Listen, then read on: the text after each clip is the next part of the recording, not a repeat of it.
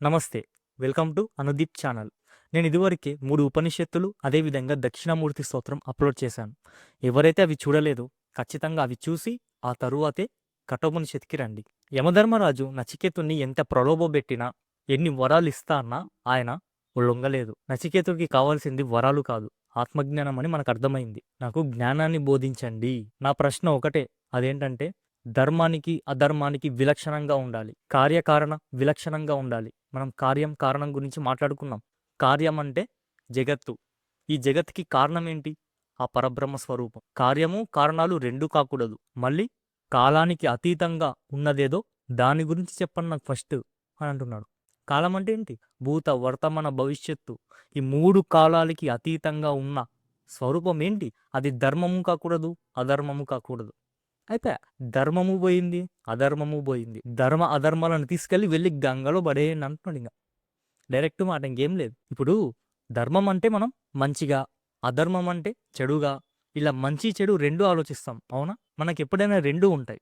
మంచి చెడు, పాపం పుణ్యం, దేవుడు దెయ్యం, ఇలా రెండు ఉంటాయి. ఇప్పుడు ఈ నచికేతుడు ఏమంటున్నాడు? ధర్మము కాకూడదు, అధర్మము కాకూడదు. ధర్మ అధర్మాలకి విలక్షణంగా ఏదైతే ఉందో అది చెప్పు నాకు అని అంటున్నాడు. ఇప్పుడు మనకి ఒక డౌట్ వస్తుంది. ధర్మం అంటే మంచే కదండి, భగవంతుడు ఎప్పుడు ధర్మం వైపే నిలబడతాడు కదా, ధర్మాన్ని మనం తీసుకోవచ్చు. ఈయన అధర్మాన్ని కూడా ఎందుకు కలిపాడు? అధర్మం అంటే చెడు, రాక్షసత్వం, అది పాపానికి నిలయం. అటువంటి దాన్ని మనం మంచి దానితో పోలిస్తే ఎలా అని మీకు ఒక డౌట్ రావచ్చు. ఇప్పుడు ధర్మంలోనూ ఆత్మస్వరూపం ఉంటుంది, అధర్మంలోనూ ఆత్మస్వరూపం ఉంటుంది. ఇప్పుడు అధర్మాన్ని విడిచిపెట్టి మనం కేవలం ధర్మాన్ని మాత్రమే ఆత్మస్వరూపంగా నిరూపిస్తే అది ధర్మం మేరకే పరిమితమైపోతుంది. ఆత్మస్వరూపం అంటే సర్వవ్యాపకమని పేర్కొన్నామా లేదా మనం ఈశావాసములో? మరి ఇప్పుడు అది అధర్మం కాదు, ధర్మమే అని మనం ఇప్పుడు అంటే మనం ఈశావాస ఉపనిషత్తులనే కాదు, భగవద్గీత, వేదాలు, శాస్త్రాన్ని అన్నిటినీ మనం తప్పుపడుతున్నాం. అవన్నీ తప్పు, మనమే కరెక్ట్ అంటున్నాం. అలా ఉంటది. ధర్మము అదే, అధర్మము అదే.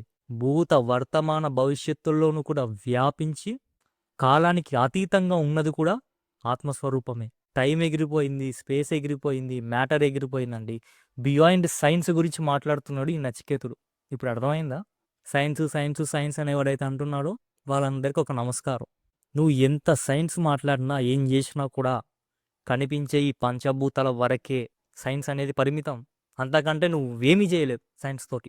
ఆత్మజ్ఞానానికి మించినది మరేదీ లేదు. అటువంటి జ్ఞానాన్ని, అటువంటి ప్రశ్నని వేస్తున్నాడు. ధర్మ అధర్మాలకి విలక్షణంగా కార్యము కాకూడదు, కారణము కాకూడదు, కాలానికి అతీతంగా ఉండాలి, అటువంటి స్వరూపాన్ని నాకు చూపించు అని అంటున్నాడు. సరే, నువ్వు మంచి ప్రశ్నే వేశావు, చెప్తా విను. అన్ని వేదాలు, అన్ని శాస్త్రాలు ఏ లక్ష్యాన్నైతే ఉపదేశిస్తున్నాయో, దేనికోసం ఎన్ని తపస్సులు చేయబడుతున్నాయో ఆ లక్ష్యాన్ని పొందాల్సిన మంత్రాన్ని నేను చెప్తాను. అదే ఓం.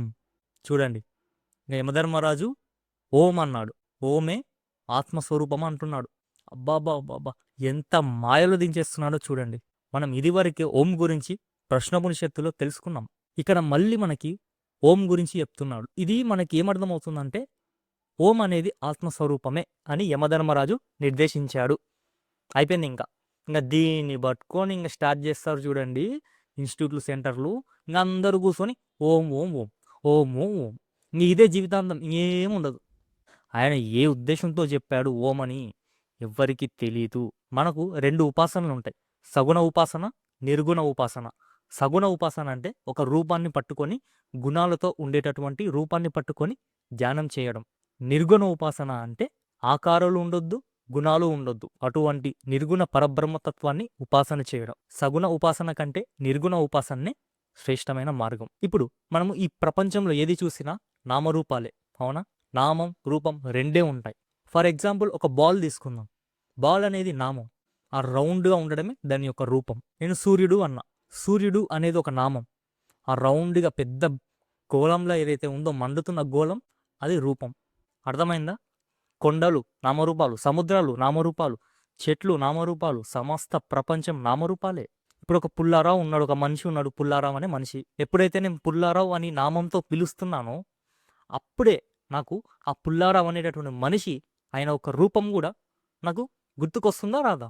బాల్ ఏదైతే ఉందో ఆ బాల్ అనే శబ్దం, ఆ మాట, అది నిజమైన బాలా, లేకపోతే నా కళ్ళ ముంద కనిపించేటటువంటి రూపం ఏదైతే ఉందో అది బాల. నా కళ్ళ ముందల కనిపించేదే బాలు. మళ్ళీ ఈ నామం ఏంటి? ఈ శబ్దం ఏంటి? బాలు గాదు.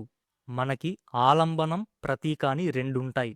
ఆలంబనాన్ని పట్టుకొని మనం ప్రతీకని గుర్తిస్తాం. ఆలంబనం అంటే ఏదో కాదు, నామాలు. బాల్ అనే ఆలంబనంతో నేనేం చేస్తా?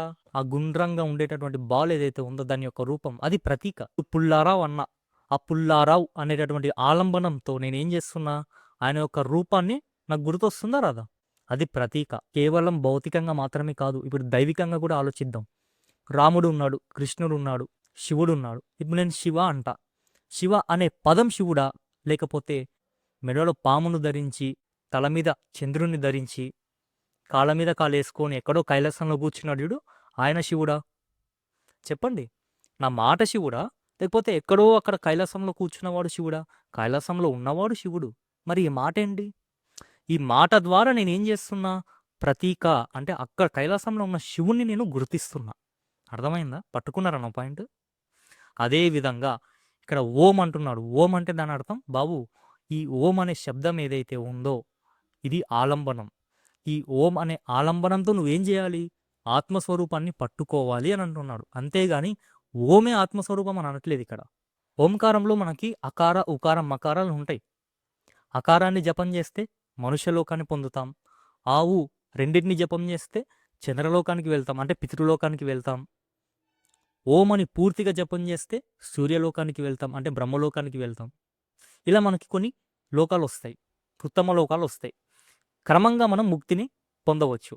ఇప్పుడు మనకి శంకరాచార్యుల వారు జోక్యం చేసుకుంటారు.